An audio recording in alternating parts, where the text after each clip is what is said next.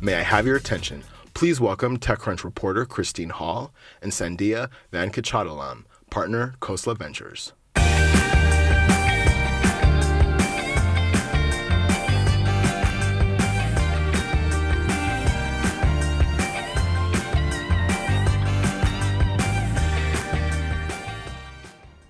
Well, great. It's great to have you here. Thank you so much. Thank you. I always love coming to TechCrunch. Yeah, so one of the things that I wanted to start off with was in terms of like customer-centric products, what's your philosophy on that? Thanks for asking that question. Customer-centric products, I think, have lots of different definitions. So I'll just tell you what I mean by it. I think, to me, it means the prioritization in everything, not just building and designing your product, but also in how you build your company, how you go to market, how you think about your users. Everything is prioritized around the idea of direct end user consumption. And that's a little bit different than how software has been built for the majority of the last 25 years. Yeah. And so that's sort of how I define it. Yeah, it's really interesting. I've interviewed a number of founders that talk about, product-led growth and like talking to customers. And interestingly enough, they say a lot of our competitors don't do this, which is why we took that approach. Is that something similar that you're seeing as well, where there's just not a lot of companies focusing on that area? I think the biggest opportunity, like why I think this is an important topic, especially for this crowd, I assume majority founders of relatively new companies, is the incumbents can't do this. And to me, this is the first time, at least I think, or one of the few times in the history of technology and building software and hardware, where startups actually have an advantage, not just with technical innovation, because that's in Silicon Valley usually the thing, like the faster chips or some technical innovation. Right. Startups can actually have an advantage over the large incumbents in design, in end user mindshare, and then eventually in go to market with very little investment dollars, right? So you don't have to compete with the hundreds of millions of dollars that Microsoft or Salesforce has, right? Or even some of the very later stage startups, the money that they sort of throw at these sort of problems. Interesting. And I think too, some things that founders mention is that even though there's not a lot of investment that needs to happen at the beginning, they do have to take a little bit of time to kind of design the infrastructure from the beginning. So you're seeing maybe a company that, instead of having take a year or something, it could be like 2 to 3 years before they actually have a product ready to launch, or like maybe they're in beta for a really long time trying to figure out everything. What are some of the challenges that you see or that you talk to founders about when they're trying to do something customer-centric versus the other way of doing it? So I think the conflict or the tension always comes in when. So when do I release the product? Right. Because in general, to do this well, you need to understand your users. And you can theorize all you want and make a hypothesis and even do surveys, but until you get a product out in the market and you start to get feedback on that, and we can talk about ways to do that, you really don't know. And so, we've talked about lean startup, over the past 5 to 10 years, get your product out there, but this is not always possible, especially if you're trying to solve a much harder problem. So I invest a lot in AI and machine learning, and usually, there's not a product sometimes for a long time because you're gathering data, you're building models, some of that's been accelerated now. Yeah. So I think that's the tension. Okay. And so while it varies from sector to sector and product to product, I still think getting your product out there, and you can even have controlled alpha releases, beta releases, design partners, call it what you want. Doesn't have to be everybody come get it. I think it's really important to get that user feedback, even if it's something that is taking a long time to build. Okay, yeah, and you actually, we were talking earlier about kind of some of the 3 principles that you have for customer-centric products. Why don't you walk us through some of those? Yeah, so these are categories to kind of think about. The first is really understanding your users, and there's a lot that goes into that, but I'll go through it. The second is just around some product design principles. And the third is really around how do you start thinking about marketing and awareness, even as you're building product and not as an afterthought. Okay. And the reason that's important to think about even up front is how you build your product actually lays the groundwork for if you want to do product-led growth or self-serve, these sorts of things. It can't be an afterthought. Okay. So I think principle 1, everyone talks about understand your user, but what does that actually mean? Like, what are some tactical things that you can do? So just ask yourself some really key questions, and always be asking these questions. So, who are my users? What is the urgent problem that I'm trying to solve? And make sure that the problem that they have that's so urgent, make sure that your solution is actually a big enough deal, right? So, it could be incremental, and people, will be like, okay, but is it really worth, shifting my focus to try something new and all of that? So make sure it's, kind of astounding. And, people say, well, people never respond to surveys. That's not the way to get user feedback anymore. I mean, yes, put surveys in there and see if someone will answer. But there's a lot of things you can do to instrument your product up front to track everything. Track everything you can possibly imagine. And if you see people not using a feature, that's information. That means it's not useful or they're getting stuck. If you get a lot of people to your website and there's not that many that actually convert to using it, maybe there's something wrong with onboarding. So I think these are the new forms of data and the ways to understand your users. And then once people start getting on your platform, keep figuring out whether not only what they're doing, but are they the best users? Is there another segment of users where this could actually be more useful, that could actually monetize later? So we can talk about the other principles, but maybe if you have any. One of the things that kind of stood out from what you said was about the possibly having to pivot or figure out something else. When you're talking with founders who are wanting to get investment from you, do you like that they had tried maybe some different things to figure it out, or do you feel like that trying different things means they really didn't have the clear vision of what they wanted to do in the first place? So almost everyone has to try multiple things. It's just whether they can do it in a short period of time or whether they run out of money and then it becomes a big pivot and they have to raise more money. But everyone, no matter how clear your vision is, you have to iterate on your product.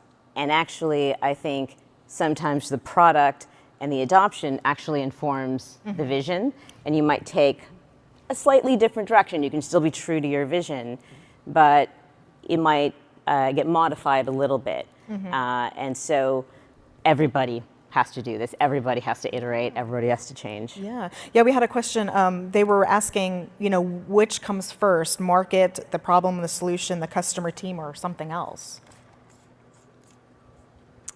Well, I'll tell you which. A lot of them come together by the time you talk to me. But I personally think the idea and the team, meaning the founding team, kind of happen at the same time. There are folks that know they want to work together, and they might work really well together, and they might have complementary skill sets. And 80% of the time, that'll get you there. But if you don't actually have the same amount of passion for the same problem and a way to, the way you're going to try to solve it then that won't work for very long, even if you love this person, even if you guys work really well together. So what I see often are people who are in a similar space, and they're both seeing a disconnect or a problem, and they get to know each other, they understand, they see it the same way, and they say, hey, maybe we have a shot at actually solving this. And then you can brainstorm and iterate and see if you work well together. But I think kind of both have to come together at the same time. Yeah, because I would assume that a lot of founders start off with one common vision, and then as things take place, like you said, you might have to iterate a couple of times. That vision might splinter between the founding team. Yeah, I think, and also just the commitment to, as many of you who are doing this already know, things go more bad than good. There are a few good times and then lots of downs. And so you have to be super passionate to the point of being obsessed. And so you need to make sure your co-founder is the same. Got it, yeah. So second principle.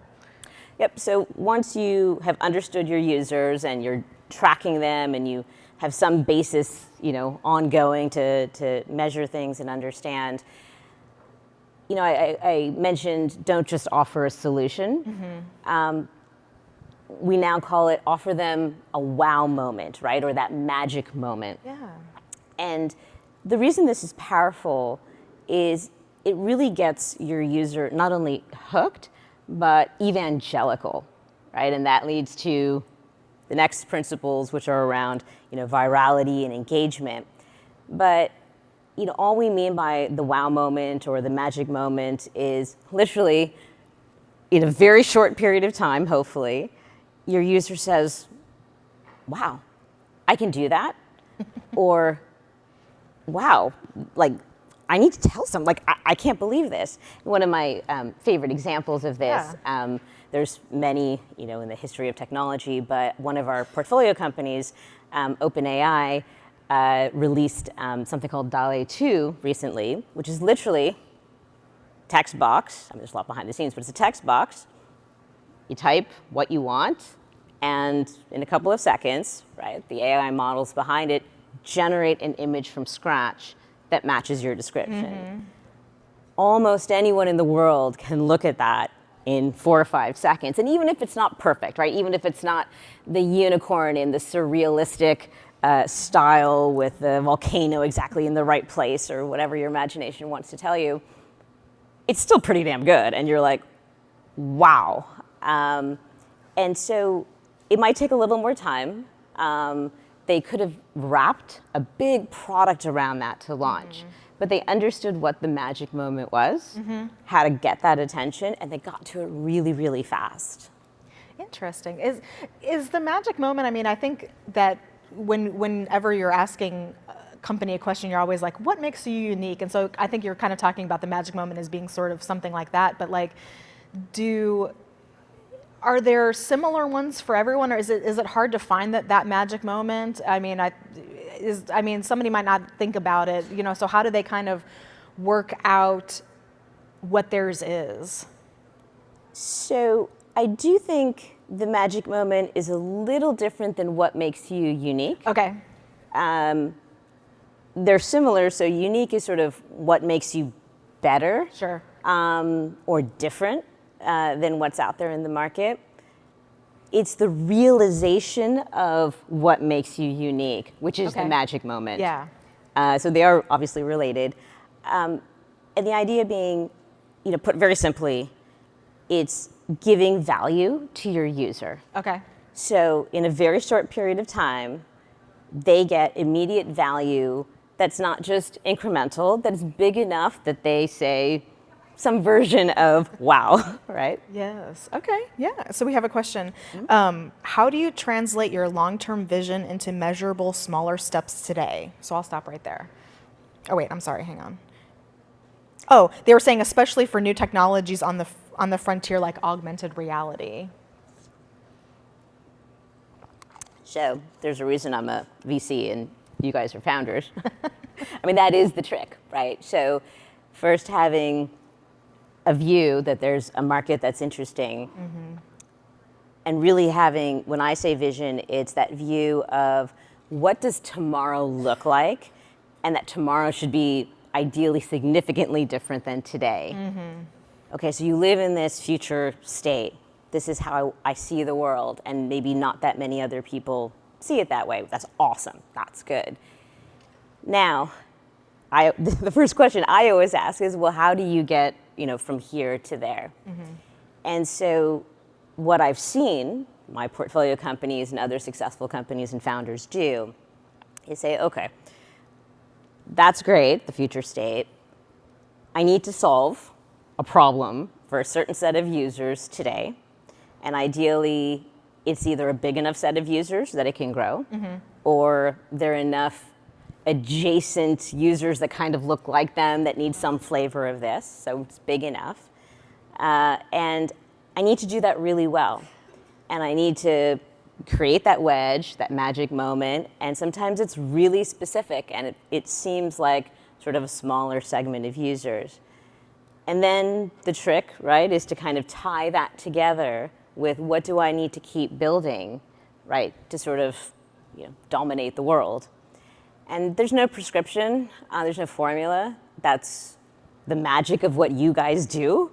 But don't worry, I guess, if it feels narrow in the beginning, because narrow, super useful, super loved by users is actually the most important thing up front. And then just figure out what are the steps. And actually, I think the thing that changes the most are the steps based on the information and the data you get from users. The steps of, okay, how am I going to get to that big vision? That's what actually ends up sometimes changing course or like pivoting, as you asked before. Yeah, and going back to your earlier comment about founders, we had a question about, how do you find a co-founder that you can actually get along with long term? And finding in quotes of co-founder seems too calculated. No, it's not too calculated. I think being very intentional about every step in this process is actually okay. When we read the stories of when companies, raise at $1 billion or 10 billion or they go IPO, it just seems like all this magic happened.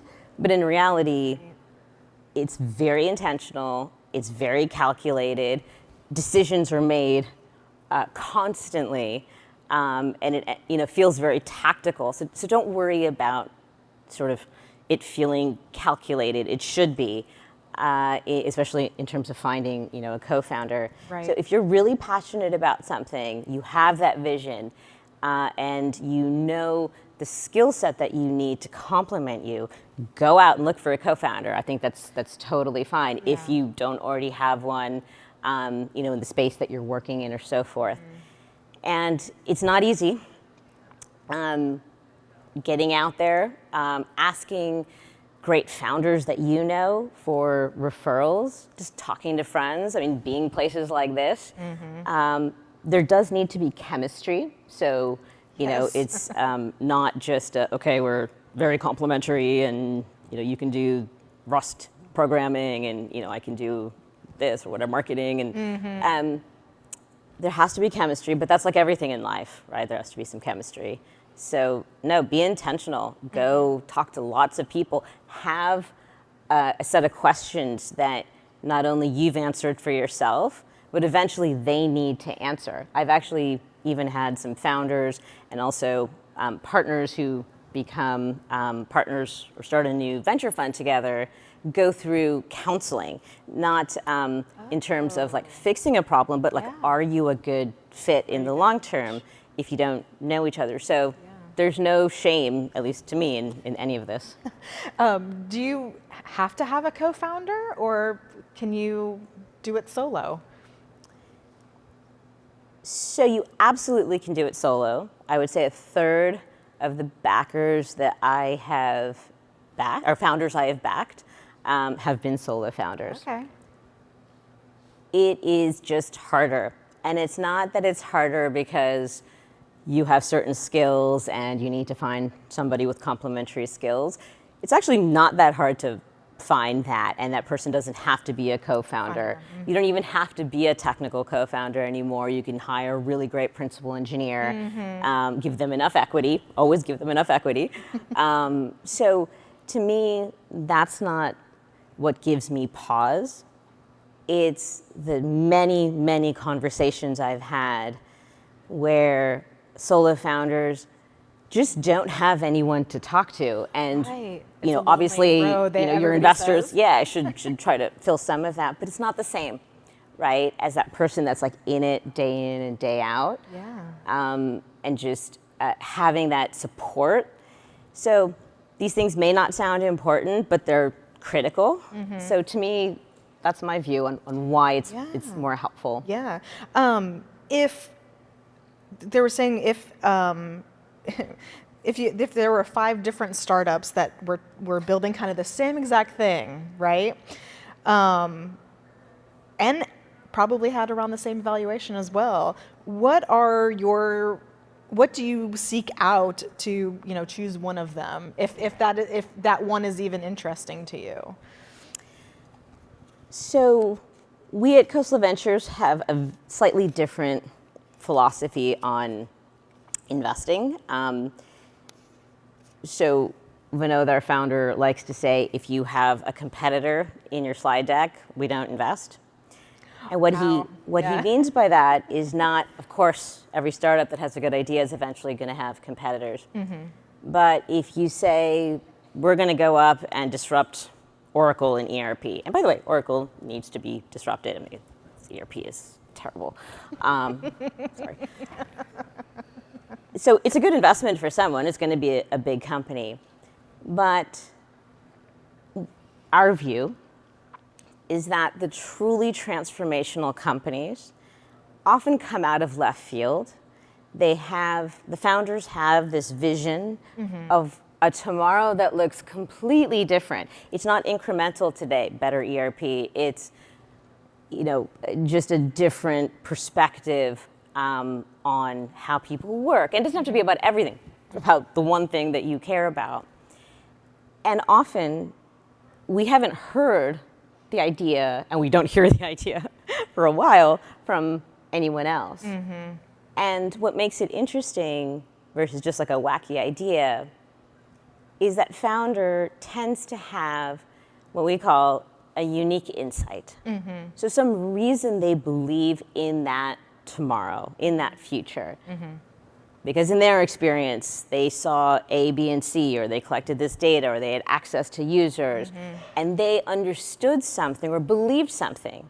So we bet on that belief, and a lot of times we're just wrong. So these things, when they fail, they just completely fail. They don't get acquired by Oracle. But we don't care about that. We care about the really big transformational companies. So that's sort of our view. Now I can try to answer, perhaps, for others of how they might look at that, or I don't know if that's relevant. Well, I actually have a really interesting question. So to your point about catering to customers and then kind of those and then adjacent customers to that, someone was asking, like, if your product serves multiple customer segments, how do you recommend focusing on the product design? Do you start niche and go broad, or do you start broad and then customize? So the popular wisdom these days is to go niche, right? Right. Make sure it actually really works for someone, and then go broad. And I think that's true, but for a very short period of time. I think that once you've kind of understood your users and you've launched something, and that launch can be to early users or alpha customers or some small group, when you then launch, whatever that means today, right? But like when anyone can go and access your product, I think you should be really broad in your funnel initially and in your marketing, because you just don't know. You don't know how people are going to actually use your product. And so I think you want, especially the beauty of customer-centric products, especially if you have self-serve and at low cost, is that anyone can come and try it, and you can see what they're doing. And it could end up being a completely different set of use cases that are interesting than what you originally thought. Yeah. So kind of go really narrow and then go really big quickly. Makes sense. Okay, yeah. And is there a correlation in building a customer-centric product while riding on the hype of exclusivity? Should the former take precedence regarding the outcome? Could you did they define what exclusivity means in this context? So if by exclusive or exclusivity you mean a product that is status oriented, so only a certain, like a small number of people may have sort of access to it, I think a better way to do that versus restricting usage is actually pricing. So price it like the status brands of the history of the world have done, right? So you price it high, and that becomes your exclusivity versus things like wait lists or other forms of restriction, because I personally don't really know what a wait list does for you. You don't get any data about usually the people on the wait list and what they're sort of doing. Yes. You don't capture people when they have intent. So somebody wants to try your product and you're saying, come back in 3 months. Yeah. So either don't tell them or don't spend any money telling them for sure, because then you're kind of just wasting money. Yeah, no promising 3 months. Yeah. So this is just, again, my view. But I think if you want a status product or status brand, use pricing, not restricting usage. What's your take or your perspective on offering, like with the tiers, always offering like a free option? Is there room for that? Should people not do that eventually? Because I think what people normally do is they'll have it free, but then they take all the really good features of the app and then put them behind, a pay tier, and leave the free to one or two features. So I agree with you, and I've written about this extensively, and I have a very strong view of like the use of free. So in the beginning, depending on your product, but let's say it's a customer-centric and user-focused product, and you have a good self-serve channel going or mechanism going. Free is good to a certain extent because you get that wide funnel, right? And you get a bunch of use cases, you get a bunch of data. Hopefully you've built stuff to track all this data. Yeah. If the cost of maintaining free users is minimal, then fine. I still think it can be distracting after a certain amount of time, because you get feedback and you start prioritizing your roadmap around a larger number of users than the folks that are actually going to help you monetize. But there's an argument if you want to sort of be distracted or get that data. If there's a cost associated with supporting those free users, I think you need to be very, very intentional and very deliberate, because then it's not just time, which, by the way, I think is actually more valuable than capital, but then also your capital. Yeah.